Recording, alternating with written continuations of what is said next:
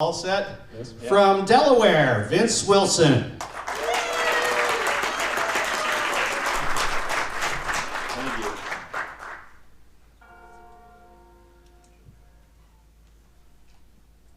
Murder, crime, often a topic of discussion in bizarre magic, the source for pretty much all of our stories. It is a reflection on human nature, for we are all sinners. We are all people that are capable of sin and the most heinous aspects of crime. Oh, Jesus Christ!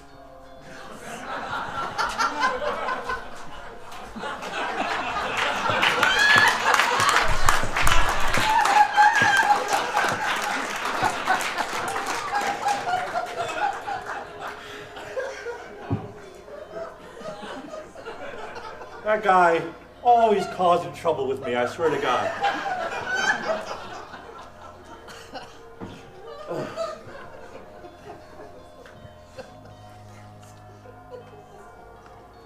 You know, I had issues last year at this competition as well. You know, but I got some good advice from the judges. They told me, never turn your back. Never turn your back on the audience. That was one of the things that took points off for me. And I decided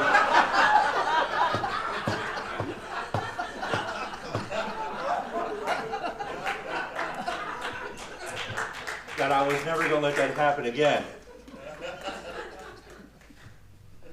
I will need a volunteer from the audience. Right over there. Oh, hold on for a second.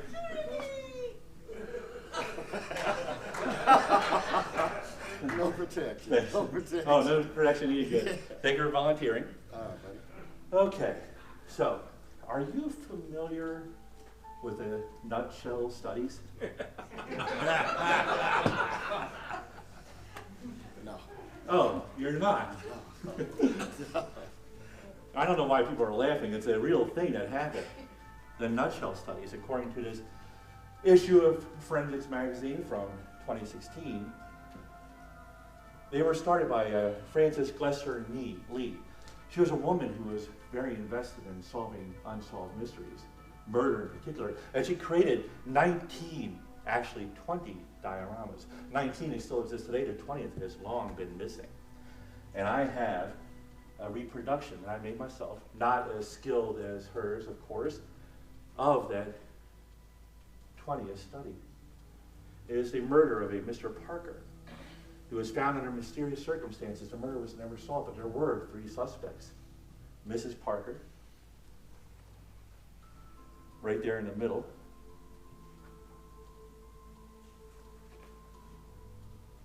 Mrs. Maxwell, who desired, perhaps, his love. She was the neighbor. Mrs. Parker was his wife. And there was a bank teller down the street, and her name was Miss Kelly.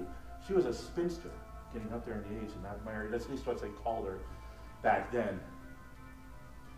So it is said that you could look at the nutshell studies as she had and be able to divine meaning behind the crime scene. Can you come over here and take a look? Be careful not to turn your back on the judges. Okay. All right. You think that was very fast, actually. Good, because we're short on time. What can you tell me? I mean, this person was clearly murdered. Now, Gessner had derived from the true motivations of crime. And there are always one of 3 things, or at least always, almost always one of 3 things. Sex, revenge, and money. Who would you like to pick first? To associate with one of these sins. Jesus is more. The wife. Interesting. And what motivation do you think she has? Always money. Money. Always money. All right. And you feel like you're free of choice? Yeah. Okay. Now, what about, who's next? Let's go with this one. All right. That is the bank teller. And what do you think her motivation was? Was it sex or money? That one. This one, revenge? Yeah. Revenge. Oh, yeah, that's right. Yeah. There we go. And finally, the neighbor. I guess by process of elimination. All right. That's right. Now, there was an interview with Ms. Gesser done in 1950, which was reproduced in this issue of Forensic Magazine. And it's very interesting you made these choices.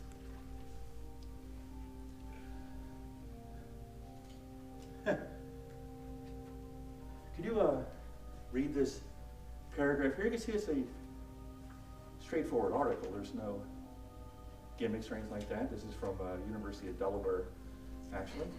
Read that right there. Start here. Right there, at the quotation mark. At some point. Get it? Yeah. It is. Yeah, there, I'll read it for you, ready? Read it for me. You got it? All right. At some point I realized while making the studies, details would form in the back of my mind, claimed Glessner Lee. Ideas would formulate in my subconscious, and I would somehow know what had happened. The movements and heart of the killer would become open to me. In the case of Parker murder, I knew right away that Mrs. Parker was motivated for her husband's insurance. The spinster, Miss Kelly, desired his love, and the widow, Miss Maxwell, wanted revenge.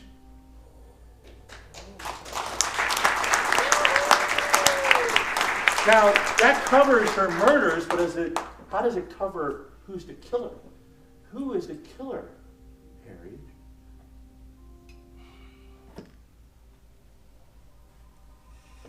Gotta be the wifey. Are you sure? Yeah.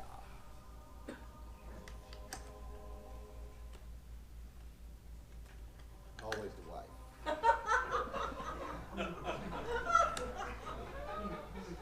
Oh. Nice. As it turns out, it was Parker.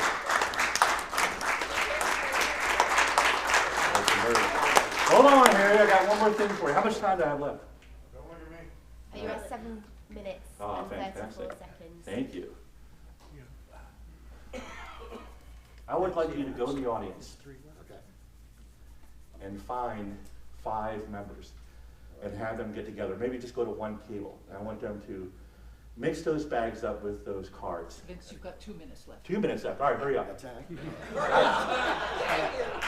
Don't let me stick Jesus on you.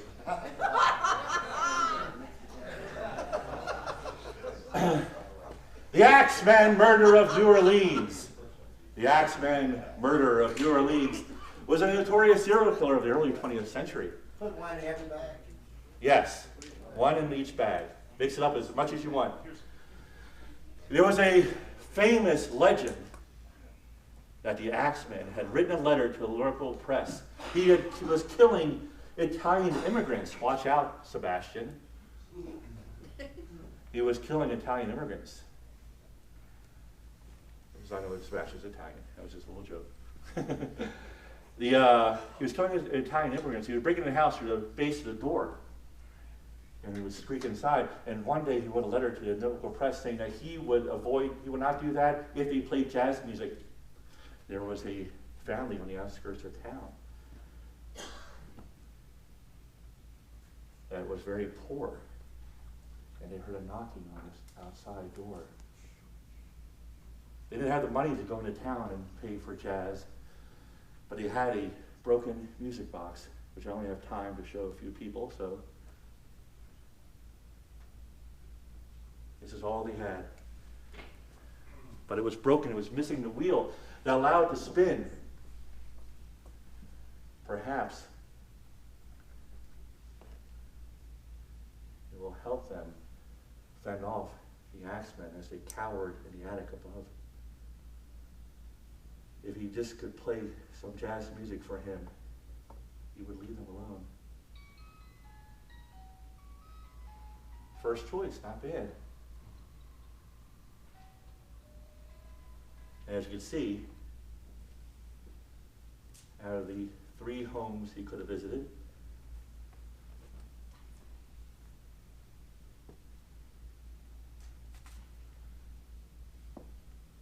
he chose the accent of New Orleans, and that's all the time I have.